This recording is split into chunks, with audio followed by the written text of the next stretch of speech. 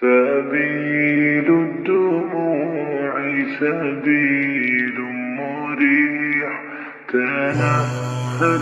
Nonetheless, when I say Assalamu alaikum to you, I mean, I guarantee you, I will not harm you. What does peace be upon you actually mean? What peace? I'm talking of holistic peace. Peace be upon you from Allah. May peace be upon you from me. I'm not going to harm you. The type of peace I can offer you, it's going to be there. What peace Allah can give you is actually holistic. Allah will give you contentment and so much more. The most beautiful, most amazing greeting ever is Assalamu alaikum.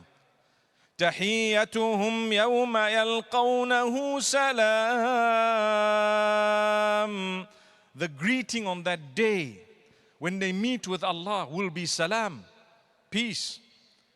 Subhanallah. So be conscious of the fact that you are saying Assalamu alaikum. What's the point of Assalamu alaikum? And then you dagger the person as they turn around. You say, you know what? Rotten person. And you walked away. Why did you have to say salam if that's how you felt?